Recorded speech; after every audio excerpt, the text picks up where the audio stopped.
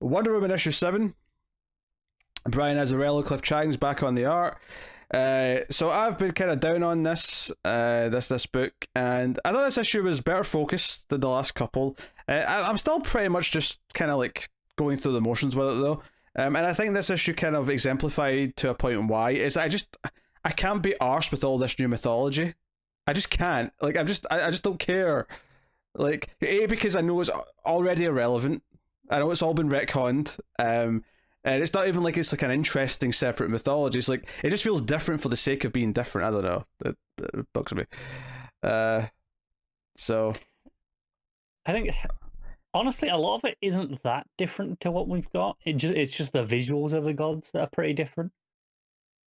Well, you're telling me that in other continuity from Wonder Woman, like all the sons, the Amazons came to the mainland, had a lot of sex, had all these sons, which were then sold back to someone else to be his workers for this forge. No. I'm not saying that was there before. I'm saying that I don't think that has actually been retconned out of continuity.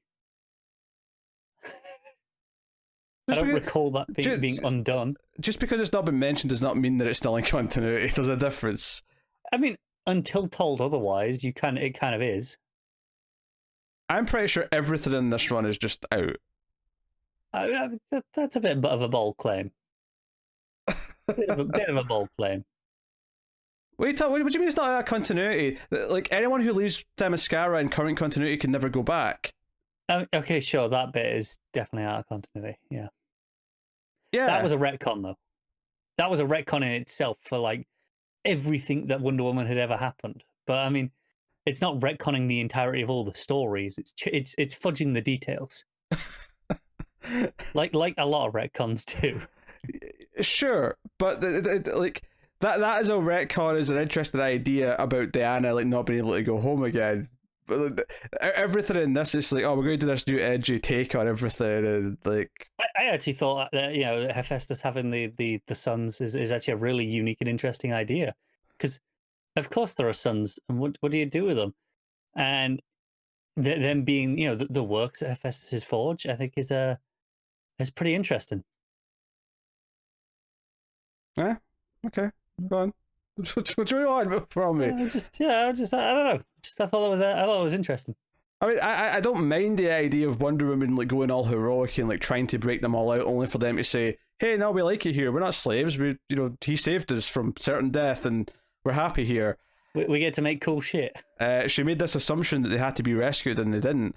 Like that final beat is solid enough. I have no problem with that. That in many ways is why I think this issue is a stronger issue than the last couple. I think it's better paced and put together. It has a point. It feels focused. The visuals of Wonder Woman fighting this big fiery mole rat thing that comes out of the molten pit. Solid. That stuff solid visually. I can't really fault that. But the new mythology stuff, I mean, I just like, I don't particularly like it. One of my favorite beats in this issue probably made me laugh. It's something I'd kind of forgotten about. It's one of those small little things. Is that Lennox trying to light his cigarette off Hephaestus' arm? This idea of him trying to light cigarettes off the gods being a kind of running gag. After him trying to light on Hades' candle head a couple issues ago. I don't know, I really like that touch. So that properly made me chuckle. Yeah. So obviously the art's good because Chang's back. Yeah, it looks great. So I can't fault that. And she's here because she's a way to get to hell to try and get Zola back. And because the last line's got kind of this play in words where, the leader Hephaestus here, he isn't mad that Diana's tried to do what she's done. He kind of understands it. She's like, no, you were wrong, but I get why you did it. But he says, get some rest, you'll need it for tomorrow, you can go to hell. Which usually when you say you can go to hell is an insult. It's it's someone being mad at you, but this is actually literal. No, tomorrow you can go to hell. Yeah. So I mean, I'm okay with that, but I just, there's a reason why I stopped reading this in the first place. I'm just kind of like, I'm going through the motions with it. That's fine. I have nothing interesting to say. You're going to have to carry this one for the rest of the run. Fair enough. Yes. No, I really like these gods. Hephaestus, obviously, uh, being the ugly creature that he is. That's kind of a big defining part of his mythology, anyway. Being hideous. The way that is kind of exemplified here in this design and is really twisted. It's very unique.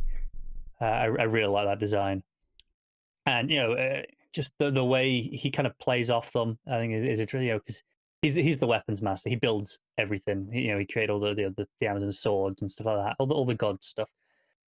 And he kind of dismisses the lasso of truth, thinking, "Oh, that's nothing. That's just a trinket, a toy. That's not a weapon." Until he sees Wonder Woman use it, and then by the end of the issue, when she actually has him, captured and tied up with the lasso, I think that's a pretty nice twist on his expectations and her kind of shattering those over the issue. All right, what are you giving it? I'm give it an 8. No, I'll give it a 6. Honestly, I think it's an issue that's constructed well, but just not into it. So.